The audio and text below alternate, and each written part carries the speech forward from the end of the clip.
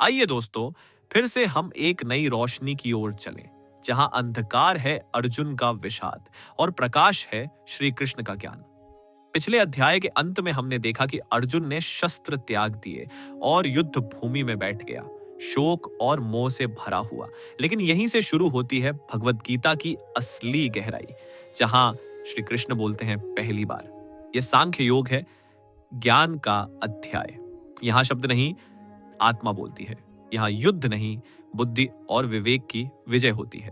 तो आज के इस वीडियो में हम जानेंगे अध्याय 2 के श्लोक 1 से 5 तक श्री कृष्ण अर्जुन को कैसे उठाते हैं, कैसे देते हैं जीवन, कर्तव्य और आत्मा का सही दृष्टिकोण। जहां मन हार मानता है, वहीं से आत्मा उठ खड़ी होती है। यही गीता है। तो चलिए आरंभ करते हैं। अध्याय 2, सांख्य योग। श्लोक 1। संजय उवाच इब्लातम तथा कृपया विष्टम श्रुपूर्णाकुल इक्षणम विषीदन्तमिदं वाक्यमुवाच मधुसूदनः। हिंदी में संजय ने कहा, जो अर्जुन करुणा से भर चुका था, जिसकी आंखें आंसुओं से भरकर विचलित हो गई थी, उस शोकमग्न अर्जुन से मधुसूदन श्री कृष्ण ने यह वचन कहा। विस्तार में अर्जुन अब पूरी तरह टूट चुका है। उसकी आंखें आंसू से भरी हैं, मन शोक से व्याकुल है। और तभी श्री कृष्ण मौन तोड़ते हैं। यह क्षण बहुत खास है, क्योंकि अब स्वयं भगवान श्री कृष्ण बोलने जा रहे हैं, अर्जुन के माध्यम से सारी मानवता को ज्ञान देने के लिए। सीख और संदेश। जब मन दुख से भर जाए और बुद्धि शांत हो जाए, तभी भीतर से ज्ञान की आवाज आती है। श्लोक 2। श्री भगवान उवाच यास्को कुतस्त्वा कश्मलमिदं विस्मय समुपस्थितम अनार्य जुष्टम स्वर्गम कीर्तिक्रम अर्जुन। हिंदी में भगवान ने कहा, हे अर्जुन, यह मोह और कमजोरी तुझे इस संकट की घड़ी में कैसे आ गई? यह कायरता न तो आर्य पुरुषों को शोभा देती है, न इससे स्वर्ग मिलता है, न यश। विस्तार में श्री कृष्ण अर्जुन को झकझोरते हैं। तू वही अर्जुन है जिसने कभी अधर्म से डर नहीं खाया, फिर आज अपने ही धर्म से पीछे क्यों हट रहा है? ये शब्द कठोर नहीं, बल्कि जागृति का पहला झटका है। सीख और संदेश। कभी कभी सच्चे मित्र वो होते हैं जो तुम्हें सहलाते नहीं, बल्कि तुम्हें तुम्हारी क्षमता याद दिलाते हैं। श्लोक 3।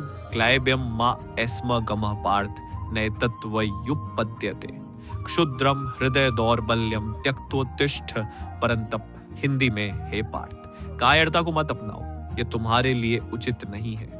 हृदय की दुर्बलता को त्यागो और उठो, हे शत्रुओं को संतप्त करने वाले। विस्तार में श्री कृष्ण अर्जुन को उसकी भीतर की शक्ति याद दिलाते हैं। तू वीर है, योद्धा है, धर्म का रक्षक है, तो फिर इस समय कमजोरी क्यों दिखा रहा है? ये शब्द सिर्फ युद्ध के लिए नहीं, बल्कि जीवन में हर उस क्षण के लिए है जहां हम डर के कारण पीछे हटते हैं। सीख और संदेश। कायरता छोड़ो, उठो, क्योंकि तुम्हारे जीवन का उद्देश्य तुमसे कुछ बड़ा मांगता है। श्लोक 4। अर्जुन उवाच कथम भीष्ममहं संख्ये द्रोणम च मधुसूदन इषु भी प्रत्योत्स्यामि पूजार्हा वरिसूदन। हिंदी में अर्जुन ने कहा, हे मधुसूदन, मैं कैसे युद्ध में पितामह भीष्म और आचार्य द्रोण जैसे पूज्य पुरुषों पर तीर चला सकता हूं? वे तो पूजने योग्य हैं, न कि मारने योग्य। विस्तार में यहां अर्जुन की संवेदनशीलता और विनम्रता झलकती है। वो सिर्फ एक योद्धा नहीं, वो अपने गुरु, बुजुर्गों और रिश्तों का सम्मान करने वाला इंसान है। सीख और संदेश। धर्म का रास्ता भावनाओं से भरा होता है, लेकिन सही निर्णय वही है जो भाव और विवेक के संतुलन से निकले। श्लोक 5। गुरु हत्वा ही महानुभावान श्रेयो भोक्तुम भयक्षम पीह लोके हत्वार्थ कामांस्तु गुरु निहैव भुंजीय भोगान रुधिर प्रदिग्धान। हिंदी में, इन महानुभाव गुरुओं को मारने से तो बेहतर है कि मैं इस संसार में भीख मांगकर जीवन यापन कर लूं, क्योंकि यदि मैंने इन्हें मार डाला तो उनके रक्त से सने भोग और ऐश्वर्य का क्या लाभ? विस्तार में ये अर्जुन की आत्मा की अंतिम करुण पुकार है। वो कहता है, अगर मेरे ऐश्वर्य की नींव गुरु के खून पर टिकी होगी तो ऐसा राज्य शाप जैसा होगा। यहां वह त्याग और संवेदना की पराकाष्ठा पर खड़ा है। सीख और संदेश। वह सफलता व्यर्थ है जो सम्मान, रिश्तों और मर्यादा को कुचल कर मिले। सच्ची जीत वह है जिसमें आत्मा भी मुस्कुरा सके। श्लोक 6 चैतद्विद्मः कतरन्नो करियो यद्वा जयेम यदि वा नो जयेयु। यानी हत्वा न जिजी विषामा देवस्थिता प्रमुख धार्त राष्ट्रा।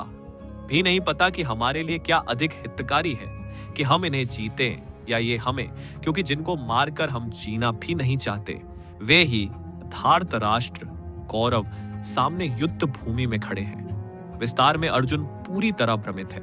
अब उसे जीत और हार दोनों ही व्यर्थ लगने लगे हैं। वह कहता है, अगर जीत कर अपनों को मारना है और हार कर उनके हाथ मरना है तो क्या लाभ। यहाँ वो केवल एक योद्धा नहीं, एक संवेदनशील इंसान बन चुका है। सीख और संदेश, जब निर्णय स्पष्ट ना हो तो सबसे पहले मन की शांति जरूरी होती है, क्योंकि विचलित मन में कोई भी रास्ता सही नहीं लगता। श्लोक 7, कार्पण्य दोषोपहत स्वभाव पृच्छामि त्वां धर्म सम्मूढ़चेता यच्छ्रेयः स्यान्निश्चितं ब्रूहि तन्मय शिष्यस्ते हम शाधि माम त्वां प्रपन्नम।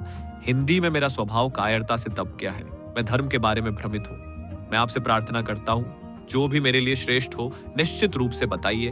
अब मैं आपका शिष्य हूँ, मुझे शिक्षित कीजिए। विस्तार में यह श्लोक है अर्जुन की आत्मिक आत्मसमर्पण का।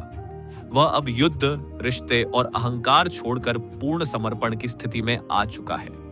हे कृष्ण, मैं अब कुछ नहीं जानता, मैं तुम्हारा शिष्य हूं, मुझे सही मार्ग दिखाओ।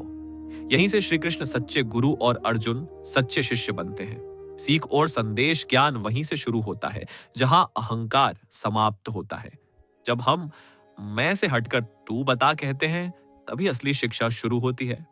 श्लोक 8, न हि प्रपश्यामि ममाप्नुत्यात् यच्छोकमुच्छोषणमिन्द्रियाणाम् अवाप्य भूमावसपत्नमृद्धम राज्यम सुराणाम पे चाधिपत्यम। हिंदी में, मेरे इस दुख को कोई भी वस्तु नहीं मिटा सकती जो मेरे इंद्रियों को जला रहा है, चाहे मैं इस पृथ्वी का निर्विरोध सम्राट बन जाऊं या देवताओं का भी अधिपति क्यों ना बन जाऊं। विस्तार में अर्जुन अब समझ गया है कि बाहरी राज्य या ऐश्वर्य उसके भीतर के दुख को नहीं मिटा सकते। यह वह क्षण है जहां इंसान ध्यान से जीवन को देखना शुरू करता है।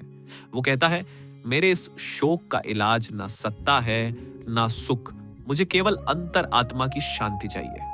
सीख और संदेश सच्चा सुख बाहरी नहीं, भीतर का संतुलन और शांति है। कभी कभी आत्मा की पीड़ा को कोई बाहरी चीज नहीं बढ़ सकती। श्लोक 9, संजय उवाच एवं मुक्त्वा हृषिकेशम गुणाकेश परन्तम नयोत्स्य इति गोविंद मुक्त्वा तूष्णीम बभूवः। हिंदी में, संजय ने कहा, इस प्रकार ऋषिकेश कृष्ण से गुणाकेश अर्जुन सन ने कहा, मैं युद्ध नहीं करूंगा। और इतना कहकर वह चुप हो गया। विस्तार में अब अर्जुन सब कुछ कह चुका है, अपना भय, मोह, करुणा, द्वंद्व और आत्मसमर्पण। और अब वो मौन है, एक ऐसा मौन जो शून्यता नहीं बल्कि ज्ञान ग्रहण करने की तैयारी है। यह मौन है जहां अब केवल श्री कृष्ण की वाणी गूंजेगी। सीख और संदेश, मौन हमेशा कमजोरी नहीं होता, कभी कभी वह ज्ञान से पहले का सच्चा द्वार होता है। श्लोक 10, तमुवाच ऋषिकेशः प्रसन्निव भारत सेनयोरुभयोर मध्य विषीदन्तमीदं वचः। हिंदी में, हे भारत धृतराष्ट्र। तब ऋषिकेश कृष्ण सेनाओं के बीच शोकमग्न अर्जुन से मुस्कुराकर यह वचन बोले। विस्तार में अब श्री कृष्ण की बारी है, पर वे गंभीर नहीं बल्कि हल्की सी मुस्कान के साथ बोलते हैं, क्योंकि उन्हें अर्जुन के भीतर की शक्ति पर विश्वास है।